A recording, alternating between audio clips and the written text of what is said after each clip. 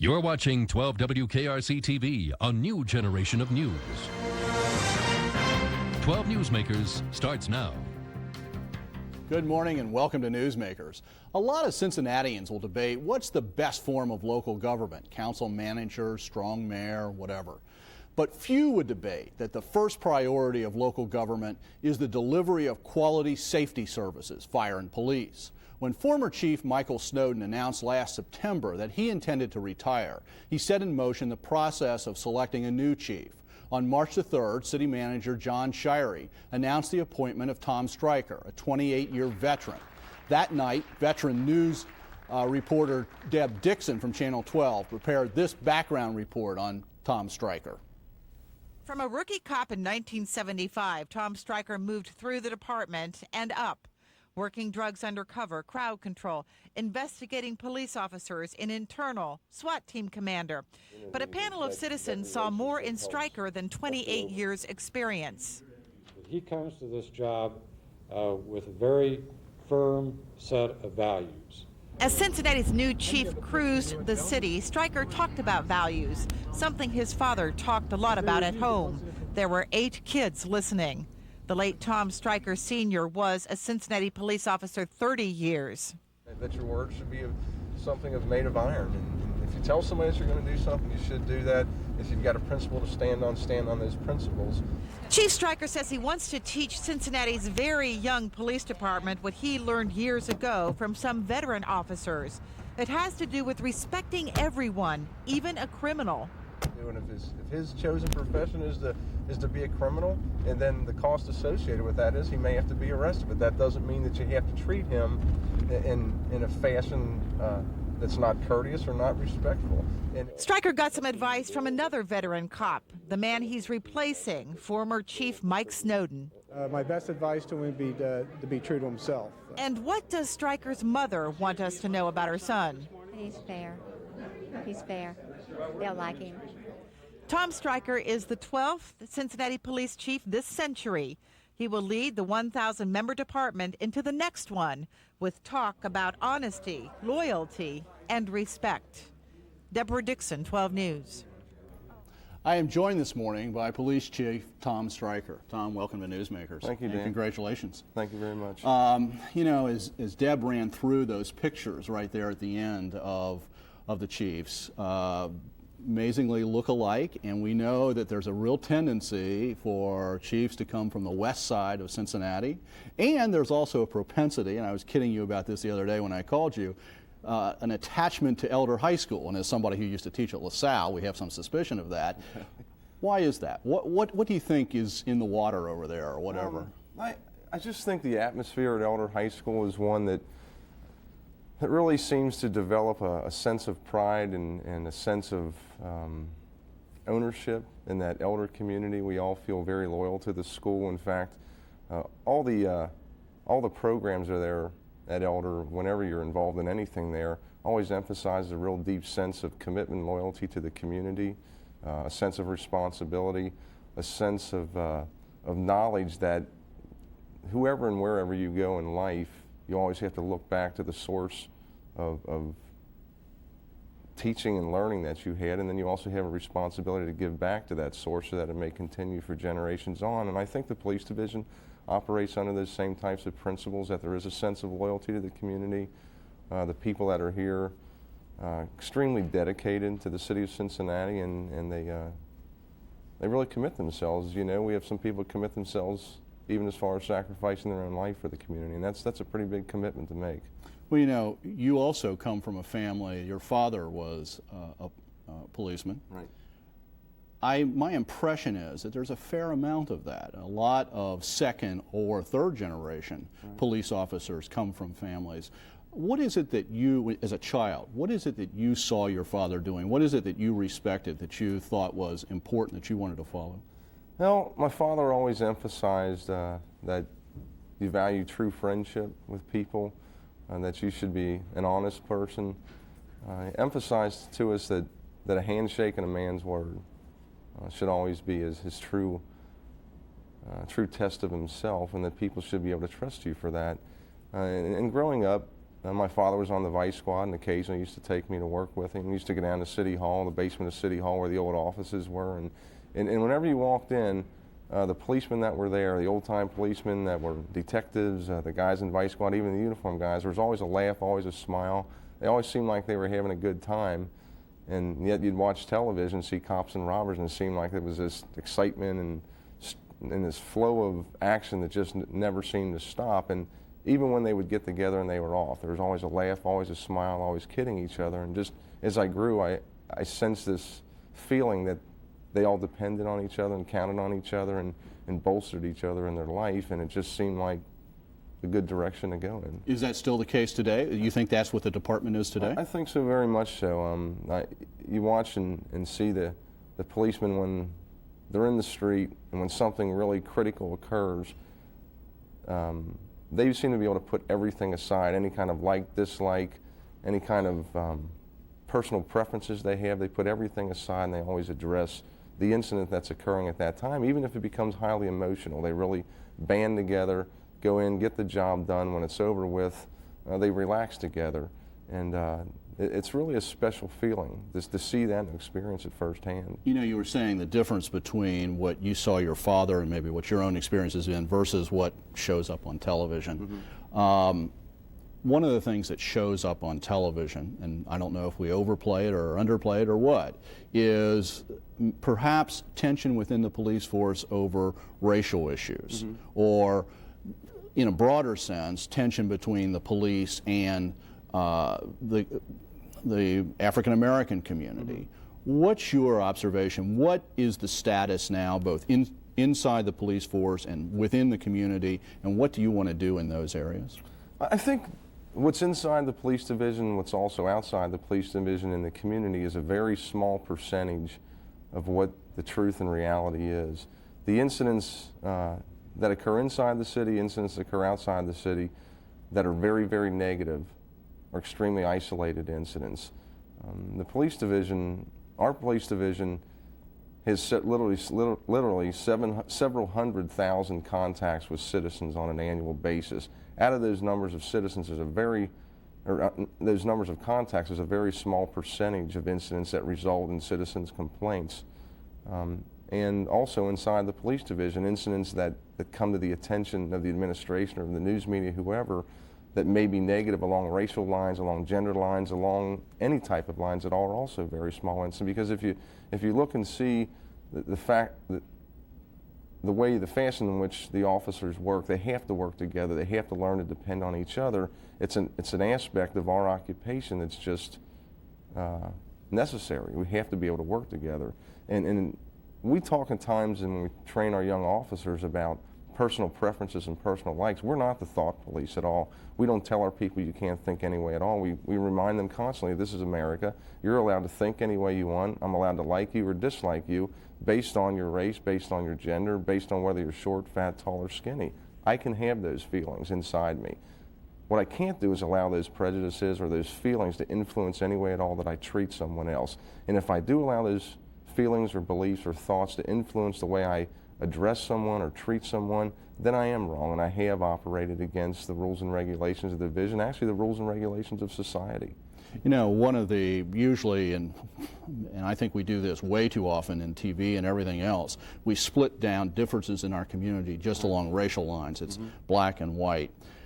You know, in fact, there's a growing number of Hispanics in our community, and maybe a lot of people don't come in contact with them, but certainly in the police force, maybe in Lower Price Hill and in other places, this is a growing immigrant element in the society and probably will become a lot larger.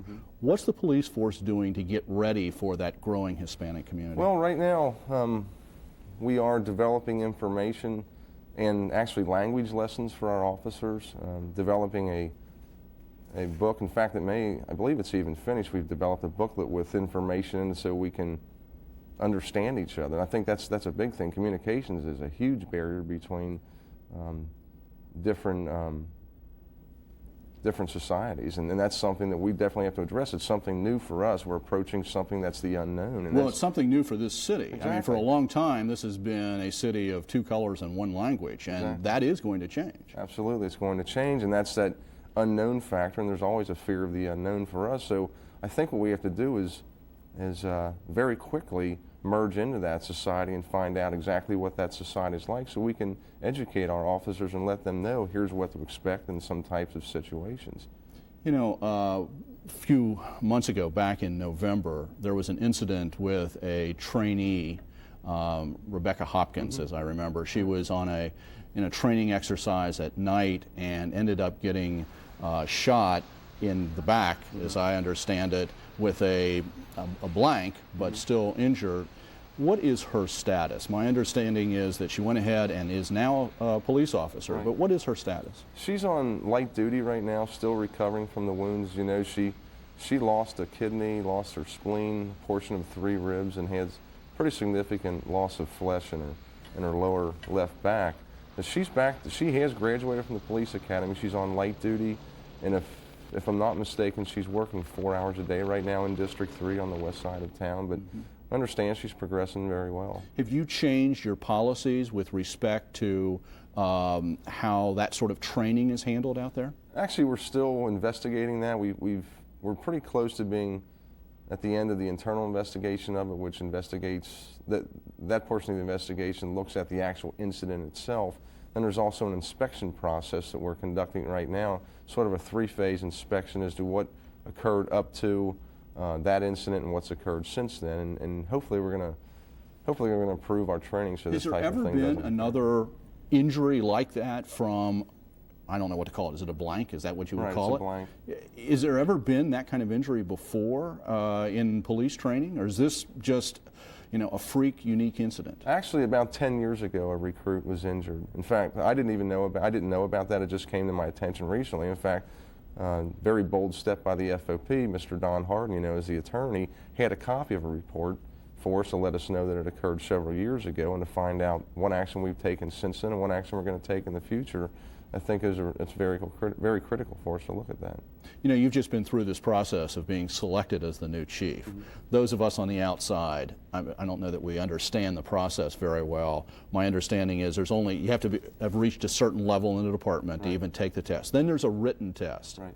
And then interviews with citizens. Well, actually, and sharing. Before the interviews with the citizens, there was an oral board conducted, an oral testing process conducted, where we were placed in scenarios, a supervisor subordinate type of counseling, and a group meeting, and then we were placed in front of a panel and asked questions, a number of questions about policing and administration. You know, with that process of written test, oral test, interview with citizens board, as I understand it, obviously interview with the manager. Right. What do you think? You've just been through this. Is that a good way to select a police chief? And particularly, is Cincinnati cutting itself off by not opening it up to potential applicants from other cities? You're already there, so. I guess it's a little bit selfish, but I personally think it was an excellent process. Of course, I came out first on it, so that is a little bit of a prejudicial statement. But I think it was a challenging process. I look at our organization and the success that we've enjoyed here, and look at past chiefs like Mike Snowden and Larry Whalen, Myron Leisler. We've had some tremendous leaders here, and one thing that's consistent and constant about the city of Cincinnati and the police division here is that we are always considered one of the leading police divisions in the nation. So to say that to open it up would be better for us, I don't necessarily agree with that. I see the talent that we have inside the police division. It starts with the people that you select and hire. We hire very, very good people. Not everybody we hire is successful, and readily admit that, but a small percentage, just like in our society, only a small percentage of our people are problems, and I think we come out with real good people here. I'm almost out of time, only about less than a minute left. What you were saying, hiring. We've got a lot of very young police officers on the street. Is that a high priority to get those people trained? Sure it is. It's always a high priority, but it's one of those things that we have to know, or we have to understand, is it's simply time and experience are the simple things that help us the most. And until we can gain that time and experience with those officers, we need to provide them with good direction, good supervision, good exposure to experienced officers who really have a knack for treating people well. But my understanding is we got more of those young officers right now. There's a bulge there that wasn't always there. Yes, but it's not as big as it was. In the next couple of years, we're going to reach that critical 10-year limit with a large percentage of our officers, and we're going to be in good shape. Thank you for being here this morning, and hope to have you back, but hope it's always in a comfortable situation like this. Thanks, Dan. And good luck. Thank you. Last week, in the midst of all the maneuvering over the proposals to reform the mayor's office, a potentially important policy was adopted that could tame some of the craziness of council. Stay tuned. After the break, we'll talk about the effort to restore decorum in the council chambers.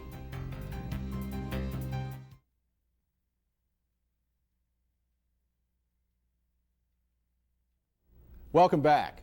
For anyone who has attended Cincinnati City Council meetings or watched on city cable over the last few years, one thing has become clear.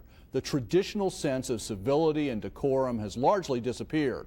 10 months ago, when Build Cincinnati first floated a reform proposal, I invited former Ohio State Representative Bill Mallory to be my guest on Newsmakers. Mr. Mallory argued that even more fundamental than structural changes, the people had to establish and enforce a standard of behavior for council members. If you know Bill Mallory, you know he doesn't give up easily.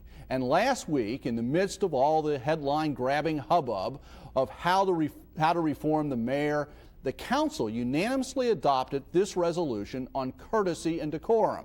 To discuss the substance and the potential significance of this resolution, I am joined by William Mallory Sr. Bill, welcome back. Well, thank you very much for inviting me back. And congratulations on pushing this through. And well, I must say that I had the great support of Mayor Quarles. She introduced this measure before the council, and I'm happy to report that it was unanimously adopted.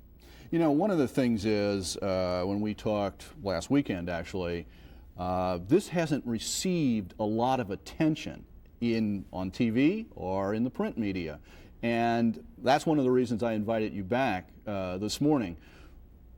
What do you want people to know about this, and what do you want them to be able to do with this? Well, the first thing I want people to know is that when they step into the chambers, that it is their chamber. It is the people's chamber, and that is clearly stated here in the resolution. Very first paragraph. The very first paragraph. And they are to be given a courteous and respectful hearing of their views, and these citizens should be made to feel welcome with an appropriate greeting at the beginning of this session. I want the presiding officer to say, "Welcome to the People's Chamber," because that establishes who's in charge. Okay. Now, concretely, the first couple of paragraphs of this resolution focus on that sort of establishing the fact that it's the people's chamber, they deserve respect, etc. Then you get into some more specific things about council members being respectful of people who come before them, either to speak in pro or con of a particular measure or to testify before a commission. What is it that you're concerned about there? What do you want to get across to the council members, and what do you want the public to know? Well, the thing that I want to get across to the council, that people can disagree with the council, and if they disagree, that's their right, and they are not to be admonished or shown disrespect because they don't agree with the council. And you know, back when in June when you were on here before, one of the things that you proposed then when we were talking, what was in your mind at that point, was that if people did feel that council members had berated them and made it personal, for example, yes, and not just explored the ideas, because obviously there's going to be differences of opinion, right, that a citizen could file a formal complaint with the clerk of council, which sort of went into the council member's record. So there could be established a record, which, you know, that becomes public document, whatever. I don't see that really reflected here. Yes, is that something that... Yes, it is okay. reflected here. All right. How is that reflected It's here? reflected by the fact that if you feel that you have been unduly disrespected or admonished, that you can file a complaint with the clerk of the council, and it becomes part of the council record. Okay, it becomes part of the council record. I see what you're saying. And so that's this whole paragraph that on letters to council members and to the clerk, that they do become part of the record. Now, from a political point of view, if you're a politician running for office, and let's say you're not an incumbent, you're a non-incumbent. What might you do with that formal record that's in that letter from a citizen? Well, if I was running for council, I would state that if you vote for me, I will give you the proper respect for your ideas, and you'll never have to be concerned about me not properly respecting you. Can you also, I mean, let's be real, go over and say, this person who has, 5 letters like this, there's these instances where this person I'm running against, I know it's a field race in council, so you don't really take on an individual person, but opponents could point out that sort of thing, right? Certainly opponents could use that, and they would be using accurate information that is an official record of the council. Okay. And one of the other proposals back in June that you raised, and maybe this is in here too, but I really don't think this one's in here, you proposed that council adopt a sergeant at arms, so that literally there was some officer in the chamber who could let a council member know when they were out of line. And you were pointing to the House of Representatives in Columbus that you had been a member of. Is that here? That's not there, but what, as you notice in the last paragraph of this resolution, it says decorum and civility shall be observed at all times by all members of council, even though it may not be reciprocated. Now, council is also entitled to expect those coming before its meetings and committees to be respectful of other citizens, staff, and the members of council. However, it is a collective duty of the members of council to hold themselves and each other accountable to complying with these standards, remembering that the council does the people's business. Okay. Now, a legislative body has got to be concerned about the image it is projecting. Any good legislative body traditionally is proud of its traditions and its image. Now, you will recall some years ago when our United States Congress got way out of bounds, the people reined them in. And I think there's greater, the behavior has improved in Congress, as opposed to a prior period when things seemed to be out of control. The Congress was in disarray and did not enjoy the respect of the people. Well, you mentioned, and I cite it, that all 9 council members signed off and agreed on this. Yet this is the council that we sometimes look to and want to cover our eyes. What do you think the impact of this will be, and what will it take to have an impact? Well, I'm going to not stop here. I'm going to go to various television stations and let people know what their rights are and call it to their attention. I want them to be the watchdogs. So it's citizenship. It's citizenship. People have to come forward. I want organizations to be watchdogs. I want individual citizens to be watchdogs. That's the only way that we will accomplish this. Remember, our democracy is maintained by eternal vigilance. We cannot ever assume that our democracy is on automatic. Okay. And I take it that a citizen could get a copy of this from the clerk of council? Certainly they can get a copy of this, and I'm encouraging particularly heads of organizations to request this from the clerk of the council and read this resolution to the people so that they will know what their rights are, how they're to be treated when they come to council, and above all else, that they are the boss. We only enter into a contract. The members of city council are only employees of the citizens. They're not their employer. We only have about 30 seconds left, but one thing I want to ask you to try to make clear here, you're not trying to stifle honest discussion. No, I mean, I'm not trying to stifle honest discussion. It's easy to have a good civil debate. It's only when we get into personal attacks and irrelevant kinds of matters and sometimes ridiculous kinds of debate that I'm talking about. But debate can take place as it usually does. It just has to be done with civility and decorum. Well, thank you for being here, and we'll watch this here in the newsroom and make sure something changes anyway. Thank you. Thank you. Thank you for making Newsmakers a part of your Sunday morning. Join us again next Sunday. My guest will be P&G Chairman John Pepper for an update on the progress and future plans for mentoring in area schools. Have a good week.